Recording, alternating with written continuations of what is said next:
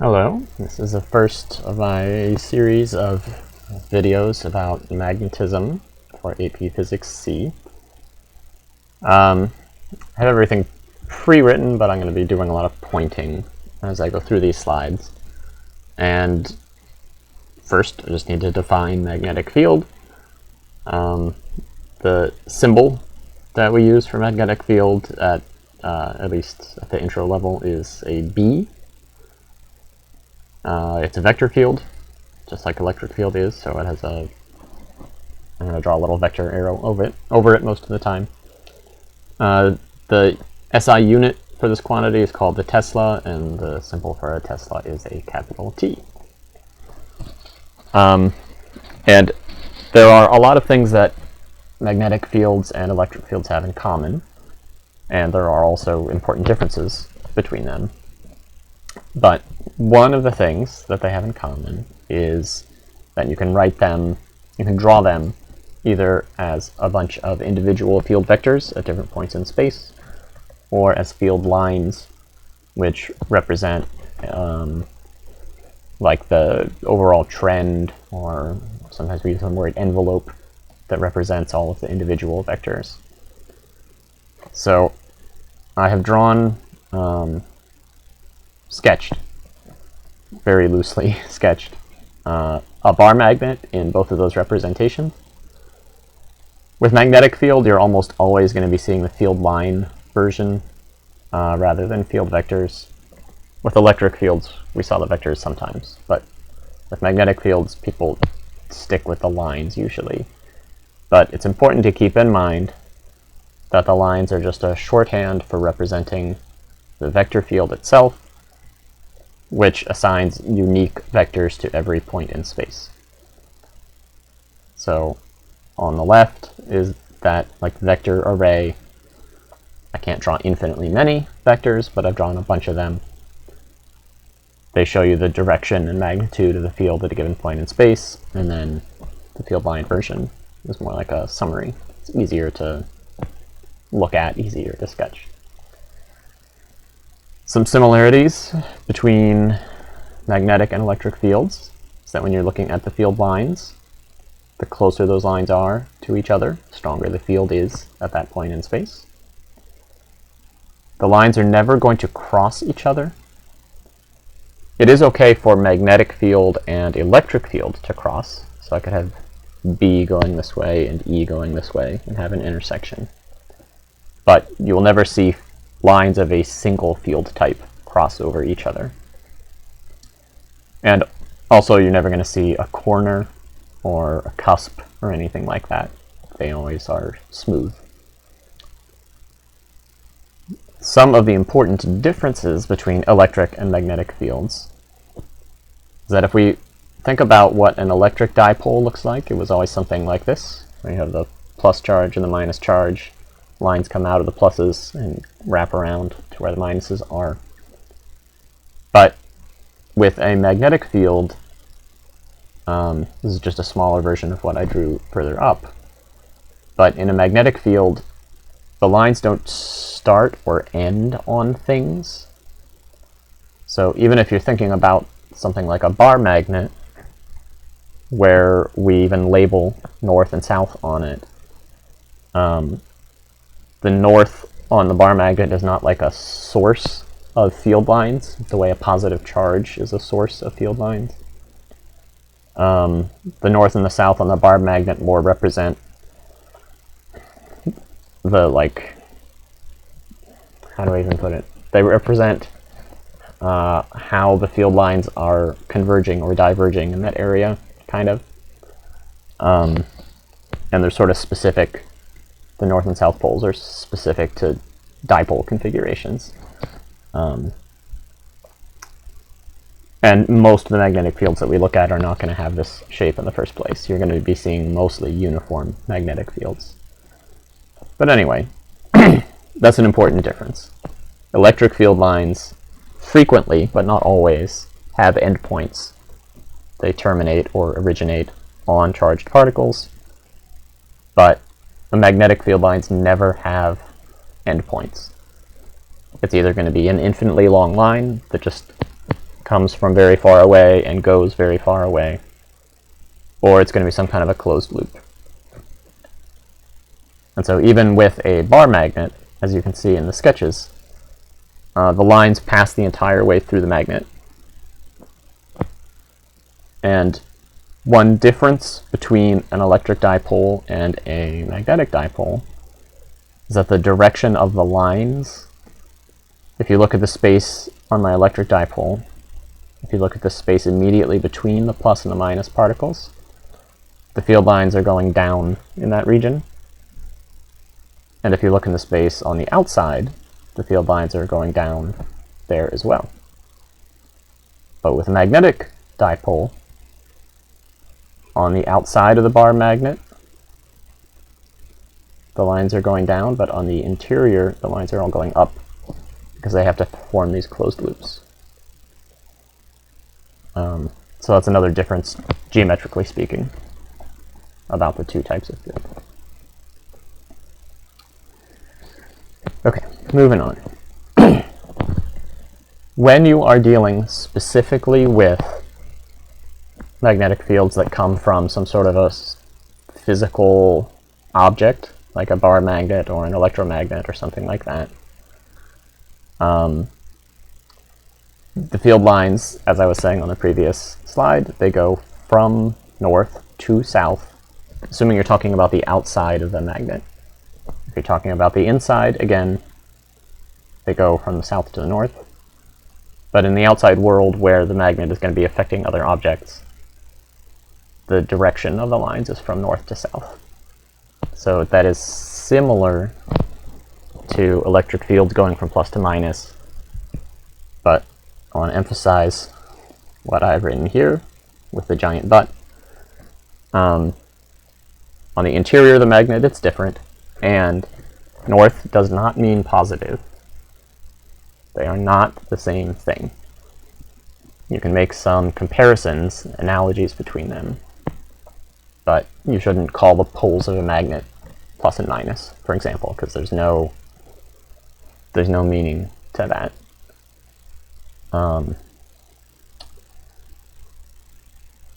Similar to with electrical charges, opposite poles of magnets will attract each other. So north poles are attracted to south poles, and like poles will repel each other. So if you put, with two bar magnets, if you bring the north poles close together, they will repel. If you flip one of the magnets over, then they will attract. And this last bit could conceivably be asked about, but I would be surprised if they would actually bother to. But it's something that you saw in honors physics, and so I wanted to remind you. What we call the north pole on a magnet would be more properly referred to as the north-seeking pole of the magnet. So like if you hang the magnet from a wire and let it turn whichever way it wants to turn, it's the end that would seek the direction north, which refers to a geographic location on the Earth.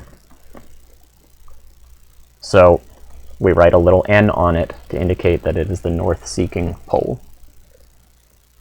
So if you're then going to pretend that the Earth itself is a magnet with a giant bar magnet hiding inside it, then the magnetic pole at the north pole must actually be magnetically south, so that the N on your bar magnet is attracted to it.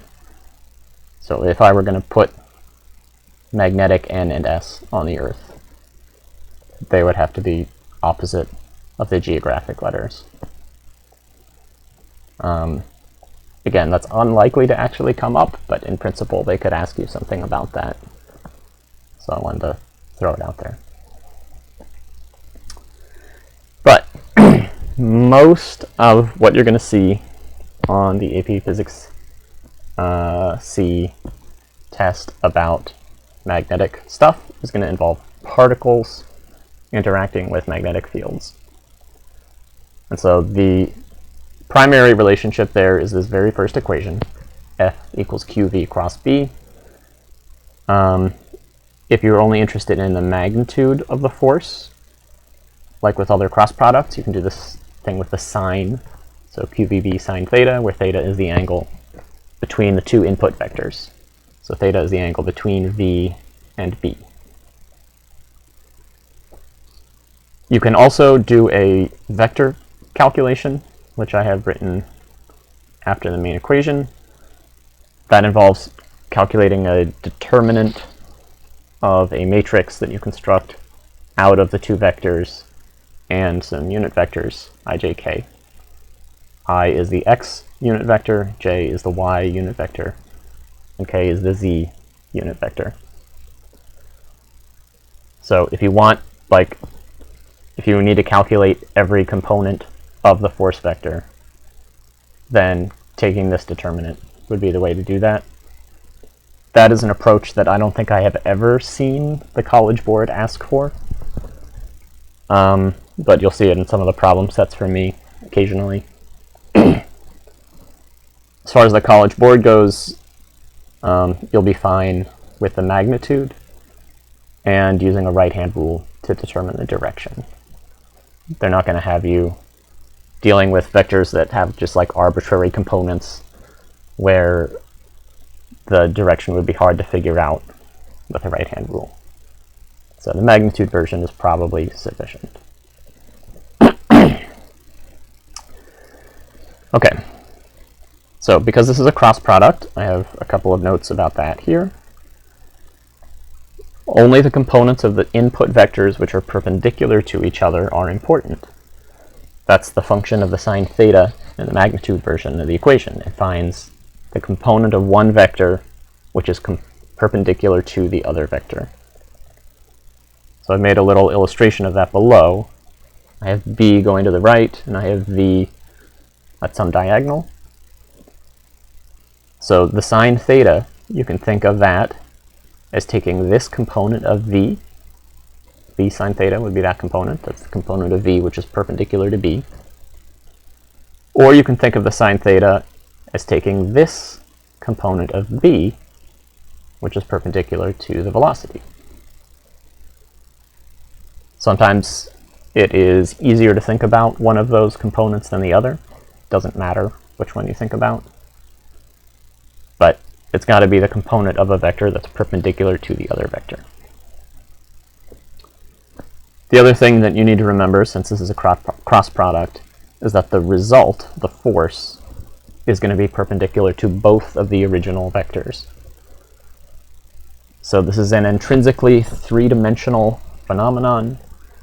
If you illustrate the two input vectors within the plane of your paper, or the plane of the screen, then the force has to be normal to the screen, either pointing into the screen or out of it. And we use these symbols to represent vectors that point in or out.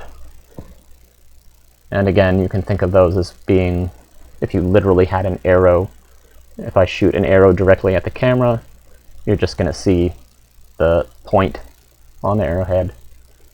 And if the arrow is shooting directly away from you, you're going to see the tail feathers, which is how you can remember the X. So aside from those cross product rules, I also want to point out that one of these vectors is a velocity. One of the input vectors is a velocity. So if the velocity is 0, there is no force. That velocity is the relative velocity between the field and the particle. So if either one of those is moving, you can get a force. Although you could also have 0 force if the velocity and the field are have no perpendicular component. So in my little illustration in the middle of the screen, if instead I had a particle that was going to the right, parallel to the magnetic field, there would be no magnetic force exerted on that particle. And if the particle is moving anti-parallel to the field, same thing. The angle between them then would be 180. Sine of 180 is 0. So you only get a force if the particle is crossing the field lines, or trying to cross the field lines. If it's moving along them, nothing happens. And then the other aspect of this, as far as the physics goes, is that since the force has to be perpendicular to the velocity, that means that this is an intrinsically radial force. If you think back to when we were studying circular motion, radial basically means perpendicular to the velocity. So because the force has to be perpendicular to the motion of the particle, these magnetic forces can't do work. They can't speed the particle up or slow it down because there's no tangential component. It's only radial. So the amount of energy for the particle will never change due to this force. Other things might change it, but not the magnetic force. All right. So one consequence of this radial nature of the force is that when particles, charged particles, are moving in a region with a magnetic field, they tend to do a lot of these like curlicue sort of motions. The particle could end up in perfect like uniform circular motion if you have a uniform field, and if the initial velocity of the particle is perpendicular to that field. But suppose I have like a vertical field here in front of me. So if my particle has an initial velocity that's horizontal, I'm going to get uniform circular motion in a horizontal plane. But if my particle is initially, say, going a little bit up as well as sideways, if it's on a diagonal, it's going to follow like a helix pattern. That vertical component of the velocity, the component that is parallel to the field, that will not change because the force has to be perpendicular to the field. The force can't be parallel to the field. So that parallel component of the velocity stays there while the perpendicular components go around in a circle.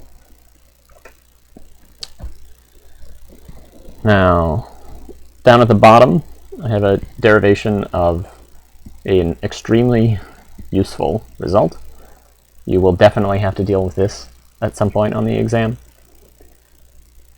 So we're going to say that I have a uniform magnetic field throughout the whole region of this thought exercise. And I have a charged particle. I've made it positive, but you can do the same thing with a negative particle. And I'm only worrying about the velocity within this plane that is perpendicular to the field, because I know that any component of the velocity that is not in this plane is going to be unaffected. So just thinking about this this cross section, sort of. If my particle is initially moving up, the way I have it drawn there, I could figure out the direction of the force with a right-hand rule. Everything's probably mirrored as in some weird way as you watch this, but I'm looking at my screen in front of me, so I know that the velocity is up, and I know that the field comes out of the screen, so that's like towards my face. So the velocity is like that, but then I'll need my hand turned this way so that I can point my fingers at me for the magnetic field. And if I do that, then my thumb points to the right, and so the force has to be to the right. And I've drawn that in already. And as the particle goes through its orbit, that force is always going to be perpendicular to the velocity, and so it's going to be going around in a clockwise circle. If the particle were negative, then the circle would be counterclockwise instead, because the direction of the force would be reversed. So I have Newton's second law written here. I know the magnitude of the force is QVB. The angle is 90, so I don't have to worry about the sign. I know it's going to be in uniform circular motion, so I know that the acceleration is v squared over r.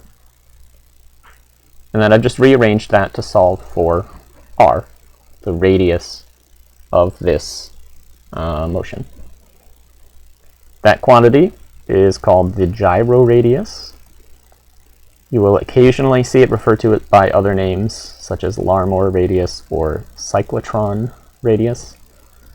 But gyro radius seems to be the most common name, at least at this level, at this time. A related result is the gyro frequency. You may hopefully remember that frequency is 1 over period. And period I could write as distance over time. The distance is the circumference 2 pi r. Or sorry, period is, I misstated that. Period is the distance over the velocity to get the time.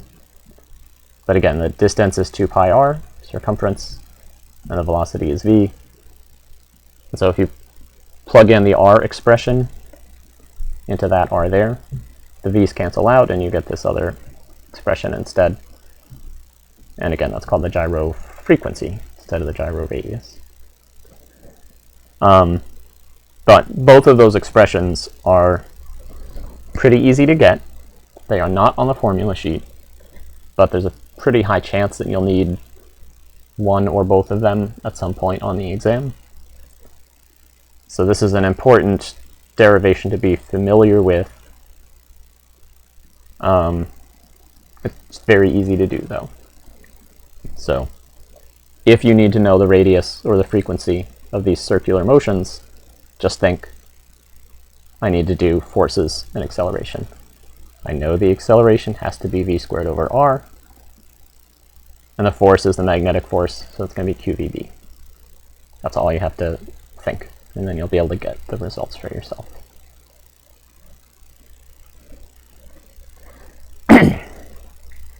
Now, one last bit when it comes to particles. If there is an electric field also, then you also have an electrical force. So total force is qvb plus qe. The name for this expression is the lorentz force. You don't need to know that, but it can be handy to have labels for things when you're talking to people. And so I have an example illustrated below. In my diagram, I have both electric and magnetic fields, and those fields are perpendicular to each other. And that's why in the title you can see that this is called a crossed fields situation. If I have a charged particle moving through that field, and I think about both the electrical and magnetic forces, there's a particular way that I can arrange the three vectors so that the electric and magnetic forces are going to be opposite in direction. And then there is also a particular velocity, particular speed that the particle could have in that direction so that the electrical and magnetic fields cancel each other out, forces, sorry, so that the two forces cancel each other out perfectly. So in the diagram that I've got drawn, the velocity is that way. The magnetic field is out of the screen, so I'm going to try to do this for myself. Velocity that way, field towards my face, and that puts my thumb going down for the magnetic force. So that's what I've illustrated here. Electrical force is going up because of the direction of the vectors. I'm assuming it's a positive particle.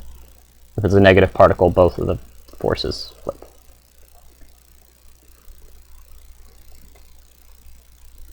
And so what I want to do is figure out the relationship between the velocity and the two fields in order to get zero net force. So I can just say QE, electrical force, equals QVB, magnetic force. Q's cancel out, which is nice. And I get this relationship, V equals E over B. So if the velocity of the particle is E over B, then the net force on it will be 0. And if the velocity is not E over B, then one of those two forces will be stronger than the other.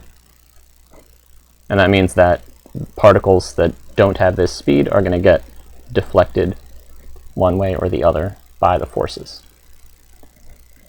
And so that's why the other name in the title is here. This is a setup called a velocity selector, which physics labs can use to make sure that the charged particles they're going to experiment with have a specific speed or a specific amount of energy, basically. If you have a stream of charged particles from some source and you want only particular speeds out of that stream, you send them through a region like this, and that lets you select just the ones that you want. Alright, so that is it for magnetic fields and forces on particles. I'll have more videos later.